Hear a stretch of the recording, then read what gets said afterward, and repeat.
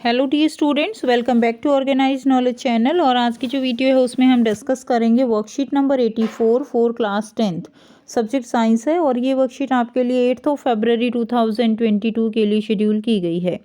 आज की जो वर्कशीट है स्टूडेंट्स, उसमें हम चैप्टर जो इलेक्ट्रिसिटी है उसी का रिविज़न जो है आगे कंटिन्यू करेंगे। सो वर्कशीट शुरू करने से पहले प्लीज़ चैनल को सब्सक्राइब कर दीजिए। सो देखिए क्या दिया गया है।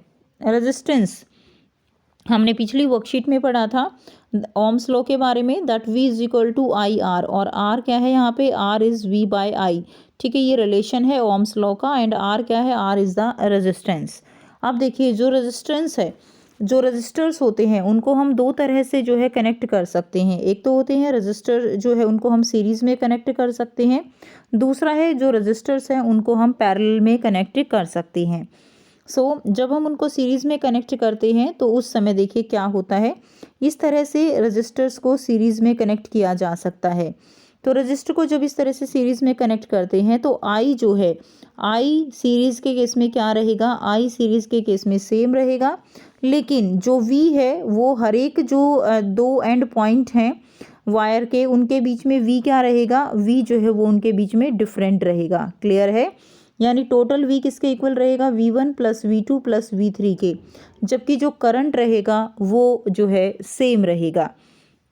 ठीक है, तो इस तरह से इसमें जो है आप यहाँ से फॉर्मूला इसका ये डिराइव कर सकते हो।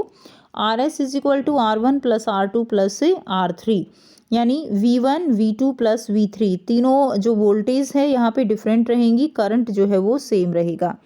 Clear, current remains constant.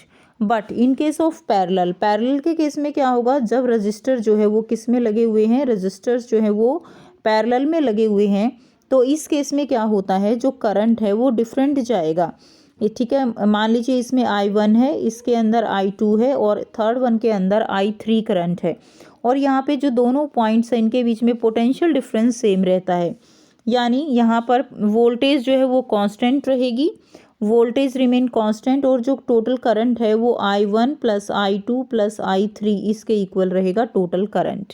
Clear, in case of R1 R2 and R3, R1 R2 R3 जो है टोटल ये क्या हो जाएंगे, अलग अलग रजिस्टर हैं। टोटल करंट जो है वो I1 plus I2 plus I3 रहेगा एंड वोल्टेज यहाँ पर सेम रहेगी। अब हम बात करते हैं, अगर आपको मैक्सिमम करंट निकालना है तो हमें रजिस्टर किस में कनेक्ट करने होते हैं, हमें रजिस्टर कनेक्ट करने होते हैं सीरीज़ में। अगर हमें मिनिमम करंट निकालना है तो रजिस्टर हमें कनेक्ट करने होते हैं पैरेलल में। जो भी आपको पैरेलल में रजिस्टर दिए हुए होते हैं, ठीक है, जो भी रजिस्टर दिए हुए होते हैं उनको जो है उनसे हमेशा कम वैल्यू आएगी जब हम रजिस्टर्स को पैरेलल में कनेक्ट करते हैं। और सीरीज़ में जब कनेक्ट होते हैं तो वैल्यू जो है वो मैक्सिमम होती है। नेक्स्ट देखिए, नेक्स्ट है इलेक्ट्रिक पावर। इलेक्ट्रिक पावर क्या है, P यानी वर्क डन अपॉन टाइम। ठीक है, P का फॉर्मूला क्या रहेगा, P का फॉर्मूला रहेगा V इंटू आई। तो याद इसमें आपको रखना है। तो ओम्स लॉ के बेस पे आप इसको चेंज कर सकते हो अलग अलग फॉर्म में। जैसे V इज इक्वल टू आप क्या लिख सकते हो, IR इंटू आई, तो फॉर्मूला हमारा I²R हो जाएगा। इस तरह से आप चेंज कर सकते हो। उसके बाद देखिए इलेक्ट्रिकल एनर्जी क्या है, energy is equal to E is equal to P into T, यानी एनर्जी वो होगी कितने पावर से कितने समय में जो है कोई भी अप्लायंस चलता है वो उसकी क्या है, इलेक्ट्रिकल एनर्जी रहेगी। E is equal to P into T, और P किसके इक्वल होता है, P होता है VI के। तो E की वैल्यू जो है VIT भी हो सकती है। ये फॉर्मूले जो है बच्चों खुद से आप चेंज कर सकते हो। नेक्स्ट देखिए, नेक्स्ट है joules law of heating. Joules law of heating क्या कहता है कि H जो है वो डायरेक्टली प्रोपोर्शनल टू है I² के, या जितना ज़्यादा करंट फ्लो करेगा उतनी ज़्यादा हीट प्रोड्यूस होगी। हीट प्रोड्यूस जैसे अप्लायंसेज में लाइक प्रेस चलती है, टोस्टर होता है, ओवन होता है, जिनमें हीट इफेक्ट होता है, heating effect, that is the Joule's law of heating. और according to Joule's law of heating H is directly proportional to I², H is directly proportional to resistance and H is directly proportional to time। ठीक है, heat जो है वो current के ऊपर depend करती है, हीट रेजिस्टेंस के ऊपर डिपेंड करती है, हीट जितने समय के लिए जो फ्लो करेगा, ठीक है, उसी के अकॉर्डिंग हीट जनरेट होती है। और इसी को हम जूल्स लॉ ऑफ हीटिंग कहते हैं। H is equal to I²RT। अगर हम बात करें इसकी एसआई यूनिट की, ठीक है, तो एसआई यूनिट क्या होगी, वाट आवर इसकी एसआई यूनिट होगी इलेक्ट्रिकल एनर्जी की। एसआई यूनिट होगी हीट एनर्जी की जूल्स, ठीक है। और कमर्शियल यूनिट इसकी रहेगी that is the 1 unit is equal to 1 kilowatt hour, जिसको हम 3.6 इंटू 10⁻⁶ जूल लिख सकते हैं। यानी जो बिल आता है आपका, रीडिंग जो निकलती है यूनिट की फॉर्म में निकलती है, और 1 यूनिट का मतलब होता है 1 किलोवाट आवर। ऐसा यूनिट हीट एनर्जी की जूल रहेगी, और कमर्शियल यूनिट जो है, उसके बाद देखिए पावर की एसआई यूनिट हो जाएगी वॉट, ठीक है। यानी 1 वॉट किसके इक्वल रहेगा, 1 जूल/सेकेंड के, ठीक है। पावर जो है यहाँ से आप निकाल सकते हो, that is watt is equal to joule per second भी हम उसको लिख सकते हैं। तो इस तरह से आपको करना क्या है, यहाँ पे आपको एक तो ये सारे फॉर्मूले जो है वो अच्छे से याद करने हैं for numerical point of view. 2 फॉर्मूले ये हो जाएंगे, पावर का फॉर्मूला है VI और I²R, ठीक है। एनर्जी का याद करना है V into T, P into T, P का VIT लिख सकते हो, चेंज तो कर सकते हो, H is equal to I²RT।